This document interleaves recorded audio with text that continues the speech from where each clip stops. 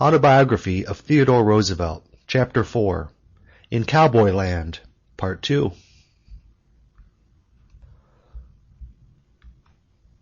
One night there was a heavy storm, and all of us who were at the wagons were obliged to turn out hastily to help the night herders. After a while there was a terrific peal of thunder. The lightning struck right by the herd, and away all the beasts went, heads and horns and tails in the air. For a minute or two I could make out nothing except the dark forms of the beasts running on every side of me, and I should have been very sorry if my horse had stumbled, for those behind would have trodden me down. Then the herd split, part going to one side while the other part seemingly kept straight ahead, and I galloped as hard as ever beside them. I was trying to reach the point, the leading animals, in order to turn them, when suddenly there was a tremendous splashing in front. I could dimly make out that the cattle immediately ahead and to one side of me were disappearing, and the next moment the horse and I went off a cut bank into the Little Missouri. I bent away back in the saddle, and though the horse almost went down, he just recovered himself, and plunging and struggling through water and quicksand, we made the other side. Here I discovered that there was another cowboy with the same part of the herd that I was with, but almost immediately we separated. I galloped hard through a bottom covered with big cottonwood trees, and stopped the part of the herd that I was with, but very soon they broke on me again, and repeated this twice.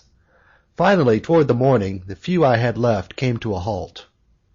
It had been raining hard for some time. I got off my horse and leaned against the tree, but before long the infernal cattle started on again, and I had to ride after them. Dawn came soon after this, and I was able to make out where I was and head the cattle back, collecting other little bunches as I went. After a while I came on a cowboy on foot, carrying his saddle on his head. He was my companion of the previous night. His horse had gone full speed into a tree and killed itself, the man, however, not being hurt. I could not help him, as I had all I could do to handle the cattle. When I got them to the wagon, most of the other men had already come in, and the riders were just starting on the long circle. One of the men changed my horse for me, while I ate a hasty breakfast, and then we were off for the day's work. As only about half of the night herd had been brought back, the circle riding was particularly heavy, and it was 10 hours before we were back at the wagon. We then changed horses again and worked the whole herd until after sunset, finishing just as it grew too dark to do anything more. By this time I had been nearly 40 hours in the saddle, changing horses 5 times, and my clothes had thoroughly dried on me, and I fell asleep as soon as I touched the bedding. Fortunately, some men who had gotten in late in the morning had had their sleep during the daytime, so the rest of us escaped night guard and were not called until 4 next morning. Nobody ever gets enough sleep on a round trip. The above was the longest number of consecutive hours I ever had to be in the saddle. But, as I have said, I changed horses 5 times, and it is a great lightening of labor for a rider to have a fresh horse. Once, with Sylvain Ferris, I spent about 16 hours on one horse, riding 70 or 80 miles. The roundup had reached a place called the Oxbow of the Little Missouri, and we had to ride there, do some work around the cattle, and ride back. Another time I was 24 hours on horseback in the company with Merrifield without changing horses. On this occasion we did not travel fast. We had been coming back with the wagon from a hunting trip in the Big Horn Mountains. The team was fagged out, and we were tired of walking at a snail's pace beside it. When we reached country that the driver thoroughly knew, we thought it safe to leave him, and we loped in one night across a distance which it took the wagon the 3 following days to cover. It was a beautiful moonlit night, and the ride was delightful. All day long we had plodded at a walk, weary and hot. At supper time we had rested 2 or 3 hours, and the tough little riding horses seemed as fresh as ever. It was in September. As we rode out of the circle of the firelight, the air was cool in our faces. Under the bright moonlight, and then under the starlight, we loped and cantered mile after mile over the high prairie. We passed bands of antelope and herds of long-horned Texas cattle, and at last, just as the first red beams of the sun flamed over the bluffs in front of us, we rode down into the valley of the Little Missouri, where our ranch house stood. I never became a good roper, nor more than an average rider, according to ranch standards. Of course, a man on a ranch has to ride a good many bad horses, and is bound to encounter a certain number of accidents, and of these I had my share, at one time cracking a rib, and on another occasion the point of my shoulder. We were hundreds of miles from a doctor, and each time, as I was on the roundup, I had to get through my work for the next few weeks as best I could until the injury healed of itself. When I had the opportunity, I broke my own horses, doing it gently and gradually, and spending much time over it, and choosing the horses that seemed gentle to begin with. With these horses I never had any difficulty, but frequently there was neither time nor opportunity to handle our mounts so elaborately. We might get a band of horses, each having been bridled and saddled 2 or 3 times, but none of them having been broken beyond the extent implied in this bridling and saddling. Then each of us in succession would choose a horse for his string, I, as the owner of the ranch, being given the first choice on each round, so to speak. The first time I was ever on a roundup, Sylvain Ferris, Merrifield, Meyer, and I each chose his string in this fashion. 3 or 4 of the animals I got were not easy to ride. The effort both to ride them and to look as if I were enjoying doing so, on some cool morning when my grinning cowboy friends had gathered round to see whether the high-headed bay could buck the boss off, doubtless was a benefit to me, but lacked much of being enjoyable. The time I smashed my rib I was bucked off on a stone. The time I hurt the point of my shoulder I was riding a big, sulky horse named Ben Butler, which went over backwards with me. When we got up, it still refused to go anywhere. So, while I sat it, Sylvain Ferris and George Meyer got their ropes on its neck and dragged it a few hundred yards, choking but stubborn, all 4 feet firmly planted and plowing the ground. When they released the ropes, it lay down and wouldn't get up. The roundup had started, so Sylvain gave me his horse, Baldy, which sometimes bucked out but never went backwards, and he got on the now rear's end, Ben Butler. To my discomfiture, Ben started quietly beside us, while Sylvain remarked, "Well, there's nothing the matter with this horse. He's a plumb gentle horse."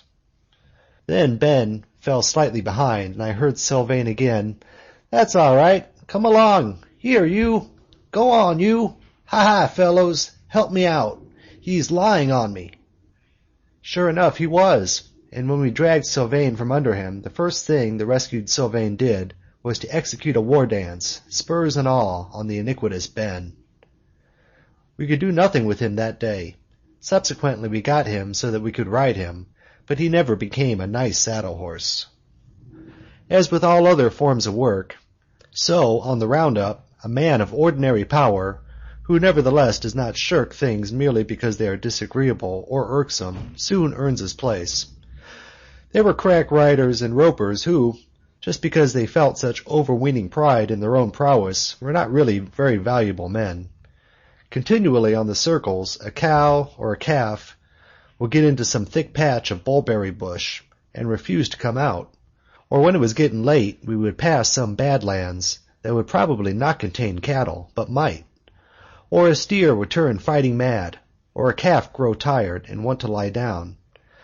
If in such a case the man steadily persists in doing the unattractive thing, and after 2 hours of exasperation and harassment, does finally get the cow out, and keep her out of the bulberry bushes, and drives her to the wagon, or finds some animals that have passed by in the 4th or 5th patch of bad lands he hunts through, or gets the calf up on his saddle and takes it in anyhow, the foreman soon grows to treat him as having his uses, and as being an asset of worth in the roundup, even though neither a fancy roper nor a fancy rider. When at the Progressive Convention last August I met George Meyer for the first time in many years, and he recalled to me an incident on one roundup where we happened to be thrown together while driving some cows and calves to camp. When the camp was only just across the river, 2 of the calves positively refused to go any further. He took one of them in his arms, and after some hazardous maneuvering managed to get on his horse, in spite of the objections of the latter, and rode into the river. My calf was too big for such treatment, so in despair I roped it, intending to drag it over. However, as soon as I roped it, the calf started bouncing and bleating, and owing to some lack of dexterity on my part, suddenly swung round the rear of the horse, bringing the rope under his tail. Down went the tail tight, and the horse went into figures, as the cowpuncher phrase of the day was. There was a cut bank about 4 feet high on the hither side of the river, and over this the horse bucked. We went into the water with a splash. With pluck, the calf followed, described a parabola in the air, and landed beside us. Fortunately, this took the rope out from under the horse's tail, but left him thoroughly frightened. He could not do much bucking in the stream, for there was 1 or 2 places where we had to swim, and the shallows were either sandy or muddy. But across we went at speed, and the calf made a wake like Pharaoh's army in the Red Sea. On several occasions we had to fight fire.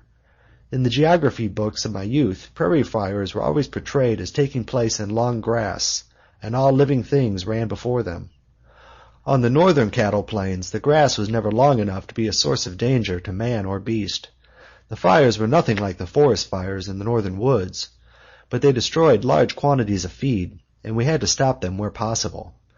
The process we usually followed was to kill a steer, split it into 2 lengthwise, and have 2 riders drag each half steer, the rope of one running from his saddle horn to the front leg, and that of the other to the hind leg.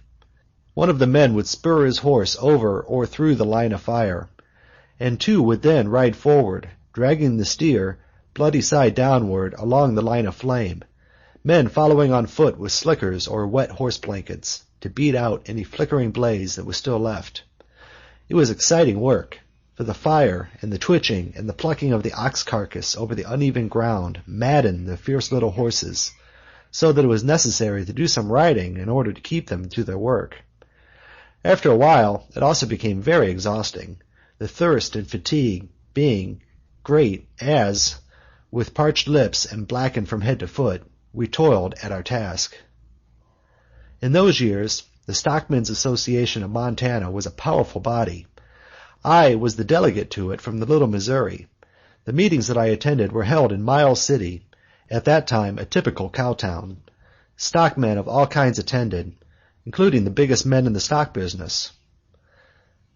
Men like old Conrad Coors, who was, and is, the finest type of pioneer in all the Rocky Mountain country, and Granville Stewart, who was afterwards appointed minister by Cleveland, I think, to the Argentine, and Hash Knife Simpson, a Texan who had brought his cattle, the Hash Knife brand, up the trail into our country.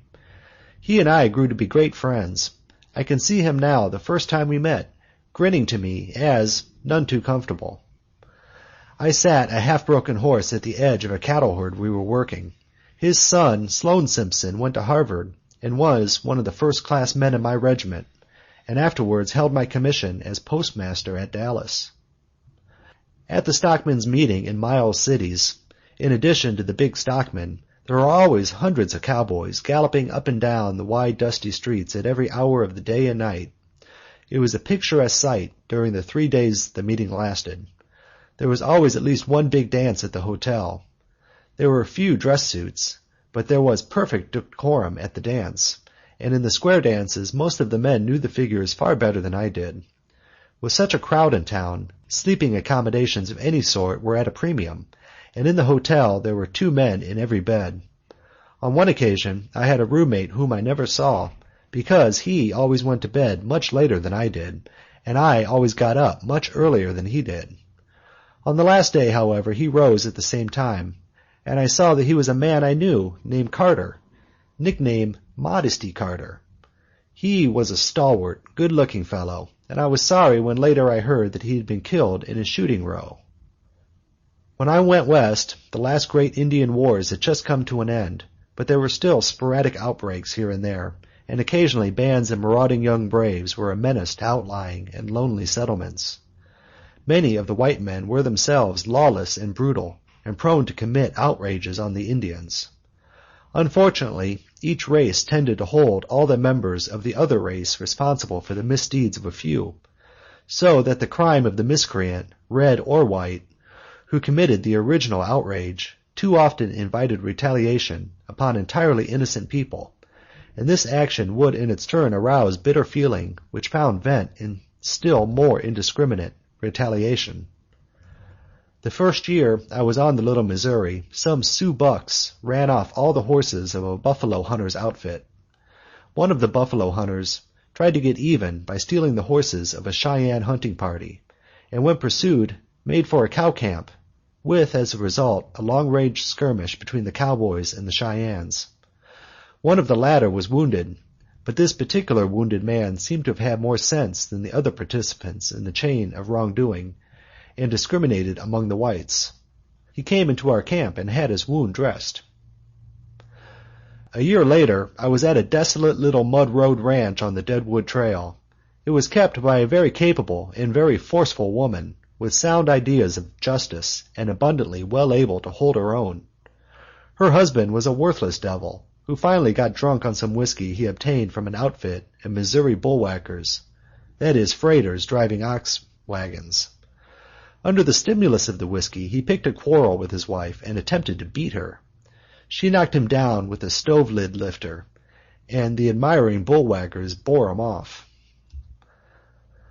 leaving the lady in full possession of the ranch. When I visited her, she had a man named Crow Joe working for her, a slab-sided, shifty-eyed person who later, as I heard my foreman explain, skipped the country with a bunch of horses. The mistress of the ranch made first-class buckskin shirts of great durability. The one she made for me, and which I used for years, was used by one of my sons in Arizona a couple of winters ago. I had ridden down into the country after some lost horses, and visited the ranch to get her to make me the buckskin shirt in question. There were at the moment 3 Indians there, Sioux, well-behaved and self-respecting, and she explained to me that they had been resting there waiting for dinner, and that a white man had come along and tried to run off their horses. The Indians were on the lookout, however, and, running out, they caught the man, but, after retaking their horses and depriving him of his gun, they let him go. "I don't see why they let him go," exclaimed my hostess. "I don't believe in stealing Indians' horses any more than white folks. So I told 'em they can go along and hang 'em. I'd never cheep. Anyway, I won't charge them anything for their dinner," concluded my hostess. She was in advance of the usual morality of the time and place, which drew a sharp line between stealing citizens' horses and stealing horses from the government or the Indians. A fairly decent citizen, Jap Hunt, who long ago met a violent death, exemplified this attitude towards Indians in some remarks I once heard him make. He had started a horse ranch and had quite honestly purchased a number of broken-down horses of different brands with the view of doctoring them and selling them again. About this time there had been much horse-stealing and cattle-killing in our territory and in Montana, and under the direction of some of the big cattle growers, a committee of vigilantes had been organized to take action against the rustlers, as the horse thieves and cattle thieves were called. The vigilantes, or stranglers as they were locally known, did their work thoroughly, but, as always happens with bodies of the kind, toward the end they grew reckless in their actions, paid off private grudges, and hung men on slight provocation. Riding in to Jap Hunt's ranch, they nearly hung him because he had so many horses of different brands. He was finally let off. He was much upset by the incident, and explained again and again, "The idea of saying that I was a horse thief! Why, I never stole a horse in my life, leastways from a white man. I don't count Indians or the government, of course." Jap had been reared among men still in the stages of tribal morality, and while they recognized their obligations to one another, both the government and the Indians seemed alien bodies, in regard to which the laws of morality did not apply. On the other hand, parties of savage young bucks would treat lonely settlers just as badly, and in addition sometimes murder them. Such a party was generally composed of young fellows burning to distinguish themselves. Some one of their number would have obtained a pass from the Indian agent allowing him to travel off the reservation, which pass would be flourished whenever their action was questioned by bodies of whites of equal strength. I once had a trifling encounter with such a band. I was making my way along the edge of the Bad Lands, northward from my lower ranch, and was just crossing the plateau when 5 Indians rode up over the further rim. The instant they saw me, they whipped out their guns and raced full speed at me, yelling and flogging their horses. I was on a favorite horse, Manitou, who was a wise old fellow, with nerves not to be shaken by anything. I at once leapt off him and stood with my rifle ready. It was possible that the Indians were merely making a bluff and intended no mischief, but I did not like their actions, and I thought it likely that if I allowed them to get a hold of me, they would at least take my horse and rifle, and possibly kill me. So I waited there until they were 100 yards off, and then drew a bead on the first. Indians, and for the matter of that, white men, do not like to ride in on a man who is cool and means shooting, and in a twinkling every man was lying over the side of his horse, and all 5 had turned and were galloping backwards, having altered their course as quickly as so many teal ducks. After this, one of them made the peace sign with his blanket first, and then as he rode towards me with his open hand. I halted him at a fair distance and asked him what I wanted. He exclaimed, "How? Me good Injun, me good Injun," and tried to show me the dirty piece of paper on which his agency pass was written.